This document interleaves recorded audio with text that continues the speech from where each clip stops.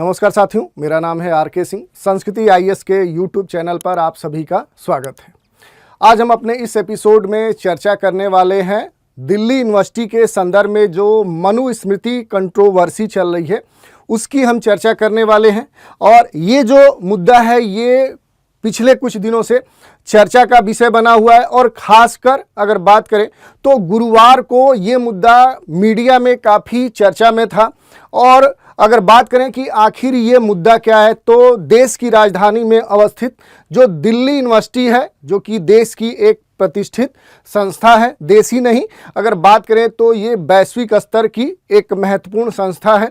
ये शिक्षा के लिए काफ़ी अपने देश में प्रसिद्ध है और डीयू के ही लॉ फैकल्टी में मनुस्मृति के पढ़ाए जाने की एक खबर कह सकते हैं कि ये बाहर निकल के आई। और जब ये खबर बाहर निकल के सामने आई उसके बाद कई सारे विवाद इससे जुड़ गए और उसके बाद से क्या है कि ये जो पूरा मुद्दा है ये चर्चा का विषय बन गया। तो आज हम अपने इस एपिसोड में इस मुद्दे के बारे में जानेंगे कि आखिर ये मामला क्या है और इसके संदर्भ में अभी तक वास्तविक स्थिति क्या है, यानी कि अभी तक क्या होने वाला है इस मुद्दे के संदर्भ में और इस पर क्या अलग अलग जो लोगों की टिप्पणियां थी वो क्या थी और इसमें इससे जुड़े हुए जो भी महत्वपूर्ण तथ्य होंगे उन पर भी हम चर्चा करेंगे। चलिए आगे बढ़ते हैं। अगर चर्चा में आगे बढ़ें उससे पहले आपके लिए एक सूचना है।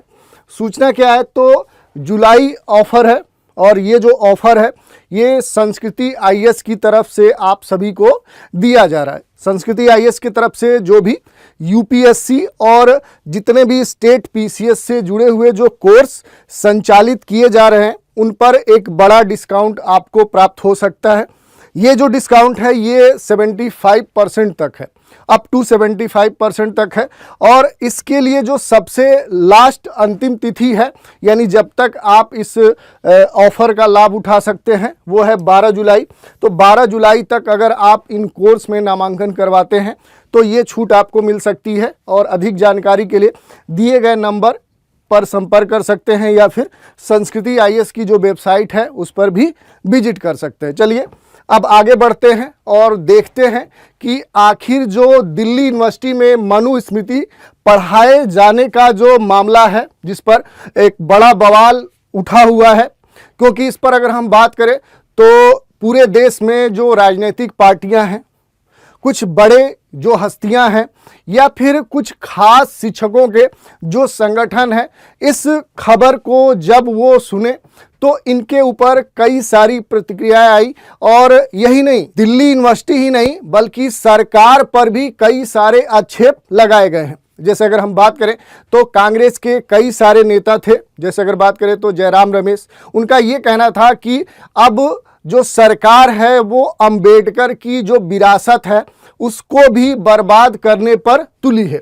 यही नहीं, शिक्षा में कुछ इस तरह के बदलाव कर रही है जो कि क्या है कि पहले से जो आरएसएस है उसके जो कह सकते हैं जो इच्छाएं थी उसको सरकार अब इन शैक्षणिक संस्थानों में लागू करके पूरा करना चाहती थी। और यही नहीं, जो बड़े कई सारे कह सकते हैं कि जैसे दिल्ली यूनिवर्सिटी है, इसी में जो वामपंथी शिक्षकों के जो गुट हैं उन्होंने भी कई सारे कह सकते हैं कि जो प्रशासन है, जो सरकार है, उनके ऊपर इस प्रकार के आक्षेप लगाए हैं। तो इस कारण से क्या है कि ये मुद्दा काफ़ी गरमाया हुआ है। अब थोड़ा सा इस मामले को समझने का प्रयास करते हैं। तो देखिए, जो दिल्ली यूनिवर्सिटी है उसके लॉ फैकल्टी का ये पूरा जो मामला है वो ये है कि दिल्ली यूनिवर्सिटी के लॉ फैकल्टी में जो मनुस्मृति है उसके पढ़ाए जाने का एक प्रस्ताव लाया गया था और इसी के संदर्भ में ये कहा गया कि आज जो एकेडमिक ऑफ काउंसिल है उसकी बैठक होनी थी, उस पर विचार होना था कि आने वाला जो सत्र है उसमें उसके सिलेबस में क्या ये मनुस्मृति के जो सिलेबस हैं उसको डाला जाएगा। और इसके संदर्भ में इससे पहले 24 जून को जो लॉ फैकल्टी है उसके जो पाठ्यक्रम कमेटी थी, जो सिलेबस की कमेटी थी, उसकी बैठक हुई थी और उसमें ये मंजूरी दे दी गई थी कि जो लॉ है, लॉ के जो कोर्स हैं खास करके जो फर्स्ट ईयर और थर्ड ईयर, उनके कोर्स में क्या है, उनके सिलेबस में मनुस्मृति को शामिल किया जाएगा। और इसी के संदर्भ में क्या है कि कई सारे कह सकते हैं प्रतिक्रियाएं देखने को मिली। और अगर बात करें तो इसमें क्या है कि जो डेमोक्रेटिक जो टीचर्स फ्रंट हैं, इनके द्वारा क्या है कि इसके पढ़ाए जाने का बड़ा विरोध इस यूनिवर्सिटी में देखने को मिला। और ये जो डेमोक्रेटिक टीचर्स फंड है, इनका ये कहना था कि जो डीयू फैकल्टी है, या कह सकते हैं कि जो पूरा डीयू प्रशासन है उसके तरफ से ये आशंका पहले से ये देखी गई थी कि छात्रों के लिए क्या है कि कुछ इस तरह का सिलेबस लाया जा रहा है, यानी कह सकते हैं कि मनुस्मृति पढ़ाए जाने की खबर इस संगठन या ये जो कह सकते हैं ग्रुप था इसको मिली। लेकिन इनका ये तर्क था कि ये जो सिलेबस है यानी जो मनुस्मृति है, ये खास करके जो महिलाएं हैं, जो कमज़ोर समुदाय हैं, उनके प्रगति और उनके शिक्षा के खिलाफ है। और इस कारण से कह सकते हैं कि जो डेमोक्रेटिक टीचर्स फ्रंट हैं वो इसका विरोध कर रहे थे। यही नहीं, जो वामपंथी शिक्षक हैं उनका जो एक गुट था, एक कह सकते हैं ग्रुप था, उन्होंने भी इसका विरोध किया। और अकादमिक काउंसिल की बैठक से पहले ही, क्योंकि ये जो बैठक है ये आज होनी थी और इसमें ये निर्णय लिया जाना था कि मूल रूप से जो डीयू की जो लॉ फैकल्टी है उसके द्वारा ये जो प्रस्ताव दिया गया था, इस पर ये निर्णय उनको करना था कि क्या ये सिलेबस में शामिल किया जाएगा। लेकिन इस बैठक से पहले ही दिल्ली यूनिवर्सिटी के जो वाइस चांसलर हैं योगेश जी, उन्होंने एक अपना वीडियो जारी किया और इस पर कह सकते हैं कि जो स्थिति है उसके संदर्भ में बयान जारी किया, यानी जानकारी दी। और ये कहा कि मनुस्मृति पढ़ाए जाने का जो प्रस्ताव है उसको दिल्ली यूनिवर्सिटी जो प्रशासन है वो रद्द कर चुकी है। तो ये क्या है कि ये मामला यहाँ पर देखने को मिला। लेकिन इसके संदर्भ में हम ये भी कह सकते हैं कि आखिर जो लॉ फैकल्टी है वो इस प्रकार के सिलेबस को शामिल करना क्यों चाह रही है। तो इस संदर्भ में जो दिल्ली यूनिवर्सिटी है और उसमें भी जो लॉ फैकल्टी की डीन है, उन्होंने इस पर अपनी बात रखी। उनका ये कहना था कि सीखने और समझने दोनों के दृष्टिकोण को पेश करने के लिए जो नई एजुकेशन पॉलिसी है उसी के अंतर्गत क्या है कि नए पाठ्यक्रम में कुछ और सिलेबस शामिल किया जाना था। और इसके अंतर्गत क्या है कि मनुस्मृति के संदर्भ में इसमें कुछ कोर्स शामिल किए जाने थे। खास करके अगर बात करें तो सेमेस्टर 1 और 6 में 2 बुक्स शामिल की जानी थी और उसी को लेकर ये पूरा विवाद देखने को मिला। तो अब तक की स्थिति यही है कि जो डीयू का लॉ फैकल्टी है उसने कुछ सिलेबस का प्रस्ताव रखा था, जो एकेडमिक जो काउंसिल है कि आप इस पर निर्भर करिए, इसको निर्णय दीजिए कि क्या इसे सिलेबस में शामिल किया जाना चाहिए। लेकिन इस पर कई सारे कह सकते हैं कि जो राजनीतिक पार्टियां हैं, बड़ी जो हस्तियां हैं, बहुत सारे जो शिक्षकों के संघ हैं, उसने अपना विरोध प्रदर्शित किया है। यही नहीं, बहुत सारी इस पे कमेंट भी आए हैं। और इसके बाद क्या है कि ये विवाद देखते देखते क्या है कि काफ़ी बड़ा हो गया। और इसके बाद क्या है कि जो दिल्ली यूनिवर्सिटी के वाइस चांसलर हैं, इन्होंने इस पूरे प्रस्ताव को खारिज करने के लिए अपना एक वीडियो जारी किया। तो ये पूरा मामला है इसके बारे में जिसकी हमने चर्चा की। अब देखिए, बात कर लेते हैं कि मूल रूप से जो इसमें आपत्तियां थी, पहले ही हमने बताया कि बहुत सारे जो शिक्षक हैं, या जैसे बात करें तो डेमोक्रेटिक जो टीचर्स फ्रंट है, उसका ये कहना था कि जो मनुस्मृति है ये खास करके महिलाओं और जो कमज़ोर वर्ग है, जो कमज़ोर समुदाय है, उनकी प्रगति, उनकी शिक्षा के खिलाफ है। और इस कारण से क्या है कि बड़ा वो कह सकते हैं कि इसके संदर्भ में विरोध प्रदर्शित कर रहे थे। यही नहीं, यूनिवर्सिटी के बहुत सारे जो प्रोफेसर हैं वो इसको असंवैधानिक भी कह रहे थे। तो ये एक महत्वपूर्ण कह सकते हैं इसके बारे में कमेंट था, प्रतिक्रिया थी। यही नहीं, कांग्रेस के कई सारे जो नेता थे उन्होंने भी इसका विरोध किया। उन्हीं में से एक जयराम रमेश है, इन्होंने ये कहा कि अंबेडकर की जो विरासत है, जो संविधान है, उस पर अब हमला किया जा रहा है। यही नहीं, सोशल मीडिया पर भी इसको लेकर कई सारे लोगों ने आपत्ति दर्ज की। और आलोचकों का ये भी कहना है कि अकादमिक काउंसिल की बैठक से पहले क्या है कि डीयू की वेबसाइट पर इस प्रस्ताव को अपलोड कर दिया गया था। तो ये भी महत्वपूर्ण है, क्योंकि अगर बात करें तो 24 जून को ही क्या है कि जो लॉ फैकल्टी है उसके पाठ्यक्रम जो कमेटी है उसकी बैठक हुई थी, और उसमें क्या है कि ये निर्णय ले लिया गया था कि अब इस लॉ के जो कोर्स है, जो कानून के पाठ्यक्रम है, उसमें मनुस्मृति को शामिल किया जाएगा। तो ये क्या है कि ये कुछ हमने देख लिया कि कौन सी प्रमुख आपत्तियां हैं। अब देखिए इसमें थोड़ा सा हम डिटेल में देख लेते हैं कि जो यूनिवर्सिटी के वाइस चांसलर योगेश सिंह हैं उन्होंने क्या कहा। तो देखिए डीयू के एलएलबी छात्रों के पाठ्यक्रम में जो स्टडी मटेरियल के रूप में क्या है कि मनुस्मृति को शामिल किए जाने के मामले में जो वीसी हैं इन्होंने स्थिति को स्पष्ट किया है।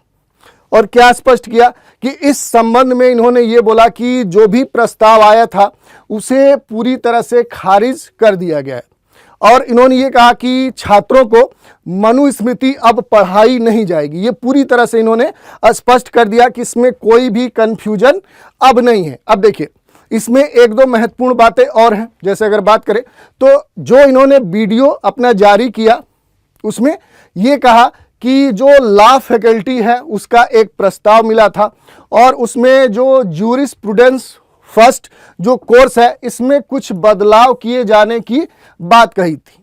जैसा कि हमने बताया कि जो लॉ फैकल्टी है उसकी डीन ने कहा कि सीखने समझने के दृष्टिकोण को पेश करने के लिए नई जो एजुकेशन पॉलिसी है उसी के अंतर्गत मनुस्मृति को पाठ्यक्रम में शामिल करने की बात कही गई थी। तो उसी के संदर्भ में इन्होंने ये बात कही है। यही नहीं, इसमें जो बदलाव था वो क्या था, तो Medhatithi concept of state and law, इसको पढ़ाने के लिए दो टेक्स्ट सुझाए गए थे। पहला जो है वो है मनुस्मृति के मनुभाष्य, और दूसरा जो है वो कमेंट्री ऑफ मनुस्मृति। मूल रूप से अगर बात करें तो ये दो राइटर हैं, उनकी बुक है। पहले है जीएन झा, पहले कौन से हैं तो ये है जीएन झा, और इन्हीं के द्वारा क्या है कि इनकी जो बुक है मेघातिथि के मनुभाष्य उसी को शामिल किया जाना था। और जो दूसरा है वो है टी कृष्णा स्वामी अय्यर, एक और व्यक्ति हैं टी कृष्णा स्वामी अय्यर, इनकी भी एक बुक थी, यानी कि मनुस्मृति स्मृति चंद्रिका के टीका। ये दो राइटर हैं जिनकी ये बुक है, इनके पाठ्यक्रम में इनको शामिल किया जाना था, और इसी को लेकर ये पूरा कह सकते हैं कि विवाद उठा। और इसमें इन्होंने ये भी कहा है कि पाठ्यक्रम में जो बदलाव के सुझाव थे उसको विश्वविद्यालय जो प्रशासन है वो इस पर काफ़ी विचार विमर्श के बाद इसको पूरी तरह से क्या कर चुका है, इस प्रस्ताव को खारिज कर चुका है। तो अब विवाद की कोई गुंजाइश नहीं है। लेकिन इसमें कई सारे लोगों का ये भी आरोप है कि ये जो प्रस्ताव था इसको प्रशासन या जो लॉ फैकल्टी है उसके वेबसाइट पर भी अपलोड कर दिया गया था। तो ये एक जांच का विषय होगा कि किस आधार पर ये लागू किया गया था, अपलोड किया गया था। इसके अलावा अगर हम बात करें तो इसमें जो सबसे महत्वपूर्ण है कि संक्षिप्त रूप में हमें ये जानना होगा कि आखिर जो मनुस्मृति है वो है क्या, इतना ये विवादित क्यों है, इसको लेकर इतना विवाद, इतना बवाल क्यों अपने देश में अक्सर देखने सुनने को मिलता है। तो थोड़ा सा इसके बारे में भी हम समझ लेते हैं। मूल रूप से अगर बात करें तो ये हिंदू धर्म का क्या है, एक महत्वपूर्ण ग्रंथ है, और यहाँ पर अगर बात करें तो ये साहित्यिक परंपरा से लेकर संबंधित जो संस्कृत है उसका ये ग्रंथ है। दूसरी बात करें तो इसमें जो मनु है, जो मनु एक कह सकते हैं चरित्र की बात की जा रही है, वो हिंदू धर्म में या मानव जाति के पूर्वज के रूप में इनको जाना जाता है। और इसी के अंतर्गत क्या है कि मनुस्मृति को मानव धर्म शास्त्र या मनु के कानून के रूप में भी लोग इसे जानते हैं। यही नहीं, दूसरी शताब्दी ईसा पूर्व और तीसरी शताब्दी ईस्वी में ये क्या है कि रचित, यानी ये लिखा गया, और यह क्या है कि श्लोक छंद में ये लिखा गया है। दूसरी बात करें तो इसमें 16 अक्षरों की 2 अतुकांत पंक्तियां हैं, और इस ग्रंथ का जो श्रेय है ये क्या है कि जो पौराणिक जो पात्र हैं या जो मनु हैं उनको दिया जाता है, और इन्हें हिंदू धर्म में मानव जाति का क्या है कि अग्रणी या इनको पूर्वज माना जाता है। अब देखिए इसमें सबसे महत्वपूर्ण बात है कि आखिर इस ग्रंथ में किन बातों की चर्चा की गई है, क्या इसमें वर्णित है। कौन से विषय इसमें उल्लेखित हैं। तो देखिए, इसमें अगर हम बात करें तो बहुत सारी बातें इसमें कही गई हैं। उसमें भी अगर हम बात करें तो इसमें जो सबसे महत्वपूर्ण है वो क्या है, तो मनुस्मृति में जो संसार में जीवन है उसके बारे में विशेष उल्लेख किया गया है। जीवन के बारे में बहुत सारी चर्चाएं की गई हैं कि जीवन को कैसे जिया जाए, कैसा होना चाहिए जीवन, ये सारी बातें इसमें कही गई हैं।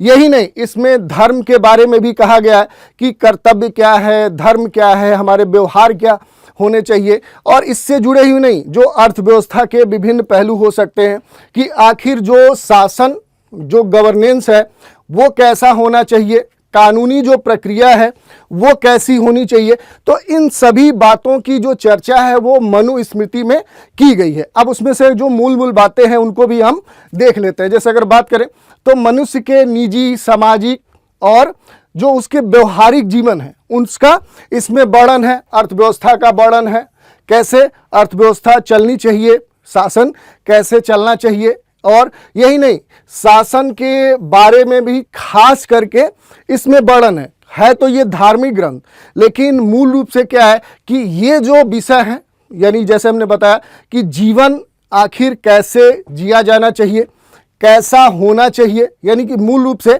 जीवन के बारे में जितने भी पहलू हैं उनका खास करके इसमें वर्णन है। दूसरी अगर बात करें तो विभिन्न जातियों और जीवन के विभिन्न चरणों में जो व्यक्तियों के सामाजिक दायित्व हैं, जो उनके ड्यूटीज हैं, उसके बारे में भी कहा गया है कि आखिर वो कर्तव्य क्या है, और विभिन्न जातियों के पुरुषों महिलाओं के उपयुक्त सामाजिक और जो यौन संबंध है, जो कर हैं, जो टैक्स है, राजत्व के जो नियम है, वैवाहिक जो सद्भाव बनाए रखने की बात होती है, और रोजमर्रा के विवादों को निपटने के लिए क्या प्रक्रिया अपनाया जाना चाहिए, उनके बारे में खास करके इसमें दर्शाया गया है। यही नहीं, इसमें जो पाठ अलग अलग दिए गए हैं उसमें धर्म के बारे में भी कहा गया है। जैसे कि हमने बताया कि धर्म में क्या है कि कर्तव्य, धर्म, कानून, व्यवहार कैसा होना चाहिए उसके बारे में खास तौर पे इस कह सकते हैं कि जो ग्रंथ है इसमें उल्लेख है। तो आप देख सकते हैं कि जितना विवाद है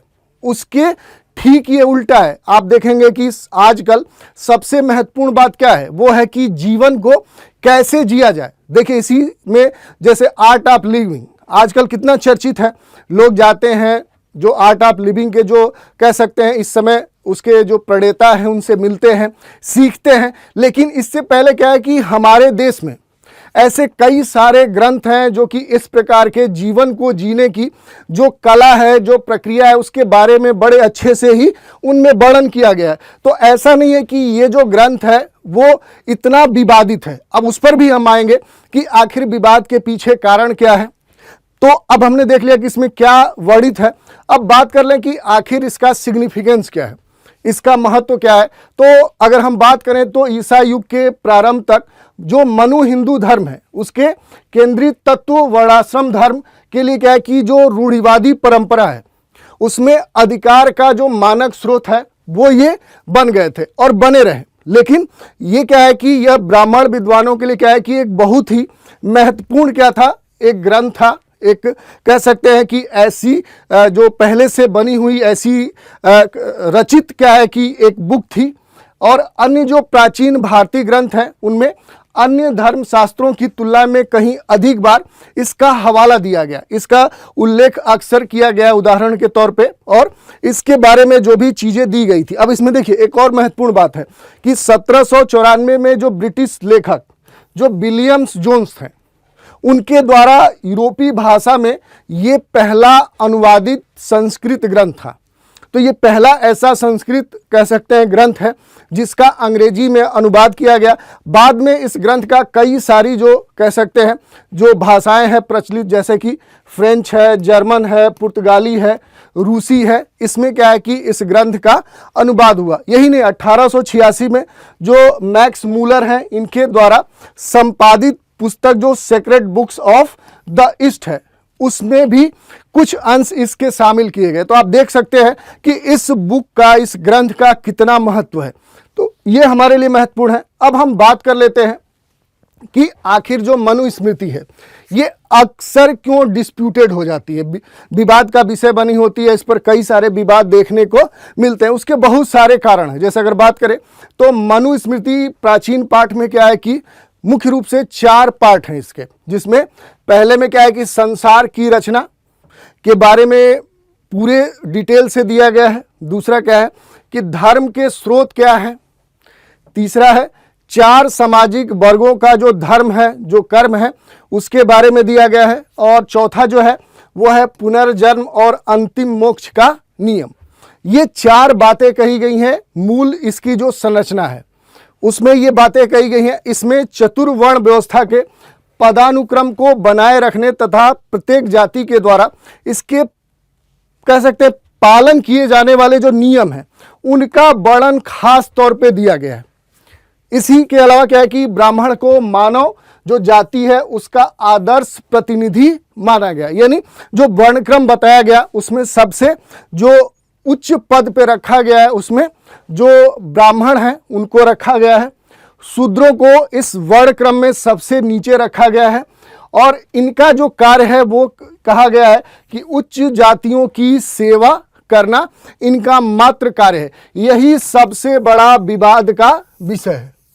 ये तो है, लेकिन जो सबसे मूल विवाद का कारण है ये दूसरा पॉइंट है कि इसमें जो शूद्र हैं उनको सबसे निचले पायदान पर रखा गया है और ये कहा गया है कि उनका जो मूल कर्तव्य है वो उच्च जातियों की सेवा करना है। इसी को लेकर अक्सर विवाद देखने को मिलता है और जन्म के आधार पर महिलाओं के प्रति कई सारे अत्यधिक पूर्वाग्रह जो भावनाएं हैं वो व्यक्त की गई हैं। और इसी के संदर्भ में अगर बात करें तो जो अंबेडकर थे उन्होंने मनुस्मृति को लैंगिक और जातिगत जो उत्पीड़न है उसका स्रोत बताया था और इसी कारण से इन्होंने वर्ष 1927 में इस मनुस्मृति को जलाया था। तो देखिए 2-3 इसमें प्रमुख कारण है। पहला कि इसको ये कहा गया है कि महिलाओं और जो कमज़ोर समुदाय है उनकी प्रगति के लिए क्या है, उनके शिक्षा के लिए क्या है, ये उनके खिलाफ है। दूसरी बात ये कही गई है कि मनुस्मृति में सभी महिलाओं शूद्र उनके लिए प्रतिगामी है, यानी उनके आगे बढ़ने में क्या है ये बाधक है। और इसी को ध्यान में रखते हुए जो अंबेडकर हैं उन्होंने ये कहा कि ऐतिहासिक जो जाति उन्मूलन है उसकी बात कही और ये कहा कि समाज में अगर हमें कुछ अच्छा करना है तो ऐसे जो कह सकते हैं बातें कही गई हैं उन्हें हमें बदलना होगा और इसी कारण से इन्होंने मनुस्मृति को जलाया था। तो ये हमने देख लिया कि आखिर इसके पीछे कौन सी बातें हैं जिसके कारण से ये अक्सर विवादों में देखने को मिलता है। तो ये हमने आज देख लिया कि आखिर ये जो मनुस्मृति जो कंट्रोवर्सी चल रही है डीयू के संदर्भ में वो आखिर है क्या, इसके पीछे कारण क्या है और अभी तक जो डीयू के जो वाइस चांसलर योगेश जी हैं उन्होंने इसके संदर्भ में क्या बयान दिए हैं। उन्होंने पूरी तरह से ये स्पष्ट कर दिया है कि अब डीयू के लॉ के जो कोर्स हैं उसमें इससे संबंधित कोई भी सिलेबस पढ़ाया नहीं जाएगा। और इसके साथ हमने देख लिया कि मनुस्मृति है क्या, इसमें जो मनु पात्र हैं वो क्या है, इसका महत्व क्या है, इसको लेकर विवाद क्या है, इसमें कौन से विषय हैं जिनकी चर्चा की गई है। और ये आपके पाठ्यक्रम के दृष्टिकोण से भी महत्वपूर्ण हो सकता है। क्यों?